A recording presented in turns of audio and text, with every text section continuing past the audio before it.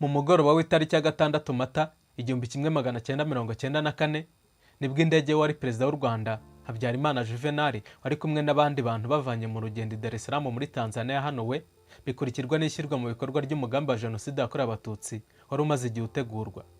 Kugeza ubu ihanurwa ry'indege riracyateza urujijo, ahanini biturutse no kuba ibimenyetso byose byashoboraga gutuma haboneka umucyo byaragiye biburirwa irengero mu buryo budasobanutse, by'umwihariko agasanduku k'umukara black box cyangwa se boîte noire kazwiho kubika amakuru y'ingenzi y'ibibera mu ndege. Indege Habyarimana yahanuwe mu gihe leta y'u Rwanda yari imaze igihe iri mu mishyikirano n'ingabo zaho zari za RPA ndetse zaramaze no kohereza muri CND abasirikare 600 bari bacungiye umutekano abanyepolitike ba FPR bagombaga kujya muri guverinoma ihuriweho.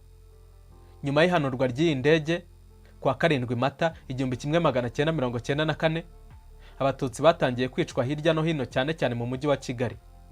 Ibi byatumye RPA ihagarika imishyikirano ahubwo itangira urugamba rwo guhagarika Jenoside. Mu gitabo The Conversation with President Kagame, Perezida Paul Kagame wari uyoboye ingabo za RPA icyo gihe yavuze ko yamenye amakuru y'urupfu rwa Habyarimana amusanze ku Murindi aho yari arimo areba imikino y'igikombe cya Afurika. Ati twarebaga umukino w'umupira w'amaguru, twarebaga umukino ugeze hagati, umwe mu bo twakoranaga araza ambwira ko hari amakuru afitiye avuye mu ngabo zacu. Perezida Kagame yakomeje avuga ko akimara kumenya ayo makuru yumvise ko hari ikibazo gikomeye kigiye kuvuka. Ati icyanje mu bitekerezo nuko icyo cyari ikimenyetso cy'ibibazo, ndetse ko iryo hanurwa ry'indege rishobora kubyara ikintu cyashoboraga kutugiraho ingaruka z'ako kanya. Yakomeje avuga ko nubwo ubutasi bwa RPA bwari bumaze igihe bubona amakuru ko hari gutegurwa Jenoside, icyo gihe atahise atekereza ko ari igiye gukurikiraho.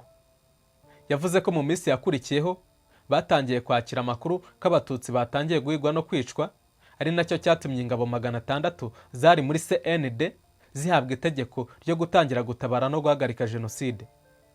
Niba ari ubwa mbere unyumvise kandi ukaba ukunze ibyo nkora, kanda subscribe, ukande no kunzogera yegereye subscribe, ukanda handitse all kugira ngo inkuru zikurikiraho zitagucika kandi ujye uzibona zikigeraho.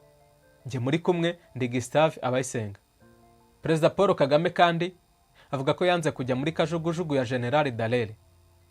Nyuma y'umunsi umwe Jenoside itangiye kwa 8 Mata 1994, General Romeo Dallaire wari ukuriye ingabo z'umuryango w'abibumbye zari mu butumwa mu Rwanda yafashe kajugujugu ajya ku Murindi kugira ngo agirane ibiganiro na Major Paul Kagame wari uyoboye urugamba rwo kubohora igihugu.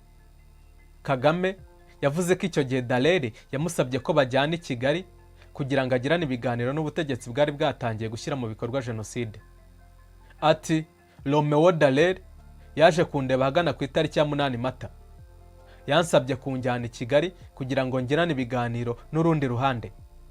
Yari yazanye kajugujugu. Namubwiye ko kugenda muri kajugujugu ari ugushyira ubuzima bwe mu kaga kuko yashoboraga kuraswa byoroshye. Mu kunsubiza ambwira ko ntakwiye guhangayika kuko yazanye kajugujugu ebyiri. Kagame yakomeje avuga ko bitari gukunda kajyana na Dallaire mu ndege nyuma y'ibyari bimaze kuba ku Habyarimana. Ati nta hantu nari kujyana nawe, bari bahanuye Habyarimana, kuki kajugujugu y'umuryango w'abibumbye yo itari guhanurwa?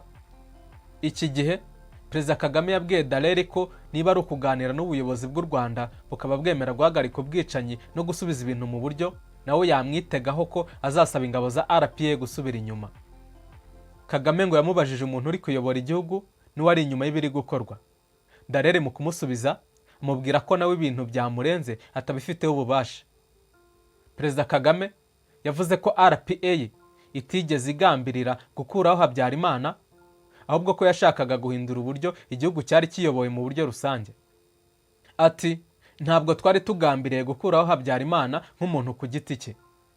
Twashakaga gukuraho ubuyobozi bwarimo na Habyarimana, ariko ntabwo twigeze twumva ko kwibanda ku muntu umwe ari ingenzi mu gukuraho ubuyobozi. Nta kintu na kimwe yaba mu bikorwa, ibitekerezo ndetse n'ibyavuzwe kigaragaza ko Habyarimana ariwe twari twibanzeho. Twari tugambiriye uburyo bw'imiyoborere bwose. Raporo ya Komisiyo Decrete yashyizweho na Perezida Emmanuel Macron muri 2022 yagaragaje ko indege ya Habyarimana ikimara guhanurwa hari umusirikare w'umufaransa woherejwe aho yaguye ngo akore iperereza ku cyatumye ihanuka. Raporo ivuga ko kuwa 6 Mata 1994 saa 3:30 z'ijoro, Colonel Jean-Jacques Morini wari umujyanama w'umugaba mukuru w'ingabo z'u Rwanda yahawe amabwiriza aturutse i Paris yo gukora iperereza ku cyateye impanuka.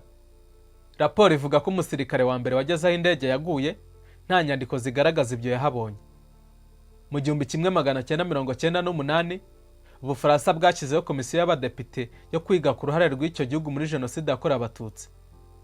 Mu bahamagajwe n'abadepite harimo n'uwo musirikare wageze bwa mbere aho indege yaguye. Uwo musirikare yavuze ko yagiye aho indege Habyarimana yaguye agiye gushaka agasanduku k'umukara, akaza kubivamo ubwo leta na Colonel Morini yamubwiraga ko iyo ndege nta gasanduku yagiraga. Raporo ivuga ko hari abandi bantu batanze ubuhamya mu 1998 bavuze ko nta gasanduku iyo ndege yagiraga.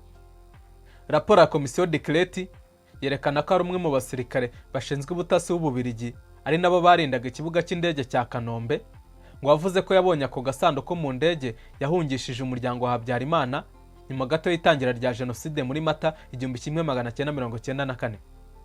Amateka mabi igihugu cy'u Rwanda cyanyuzemo yanagejeje kuri jenoside arimo amasomo menshi. Hari umwe mu banditsi bagaragaje amasomo bayikuyemo ariwe Marie José Mukabayire. Amasomo umwanditsi Sere Marie José Mukabayire yakuye muri jenoside yakorewe Abatutsi mu 1994 yatumye yandika igitabo cyitwa Lessons from the Genocide Against Tutsi in Rwanda, Resilience and Forgiveness. Gifite page 202. Iki gitabo cyanditse mu rurimi rw'Icyongereza cyamurikiwe ku rwibutso rwa jenoside rwa Kigali ku mugoroba wo kwa 5 tariki ya 3 Mutarama 2025. Kigizwe n'ibice 4 birimo ibihe umwanditsi yabayemo mu minsi 100 ya jenoside yakorewe Abatutsi, guhamagarira urubyiruko kumenya amateka y'igihugu cyabo, ababyeyi kurera abana neza, hamwe no gushimira abamubaye hafi nyuma yo kurokoka jenoside yakorewe Abatutsi mu 1994. Sere Mukabayire ubarizwa mu muryango w'abene bikira afite imyaka 66.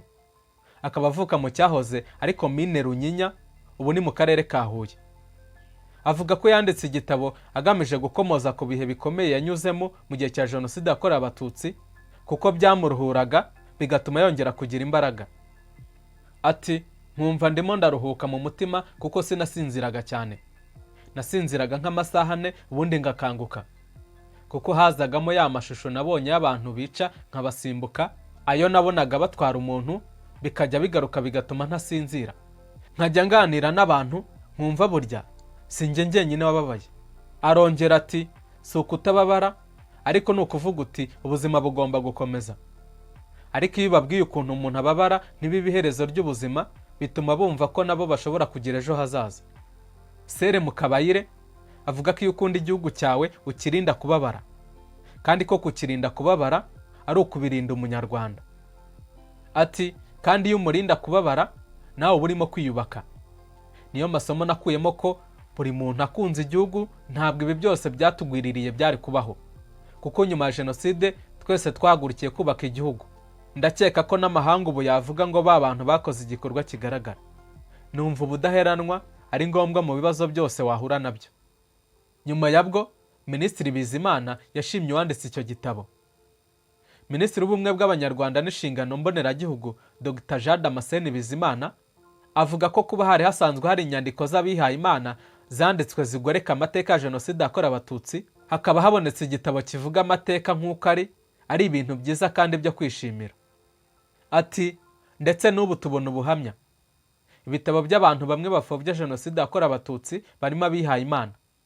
Ni byiza yuko bamwe mu bihaye Imana bandika none amateka nyakuri kugira ngo bifashe kwigisha, kugaragaza jenoside yakorewe Abatutsi, ibyayiranze nuko yagiye igenda, ariko binafashe no muri Kiliziya Gatolika nyirizina bifashe kwisuzuma no kuzirikana ayo mateka. Yungamo ati, biratanga isomo ku bihaye Imana ubwabo, ku muryango nyarwanda, ku bato, ko ayo mateka agomba kumenywa akagaragazwa. Isomo rya kabiri bitanga nuko jenoside yakozwe n'ibyiciro byose by'Abanyarwanda ndetse no mu bihaye Imana barimo. Hari abakatiwe n'inkiko haba mu Rwanda no mu mahanga. Sere Marie José Mukabayire niwe mwene bikira wa mbere wanditse igitabo ku mateka y'ubuhamya anyuzemo muri jenoside yakorewe abatutsi.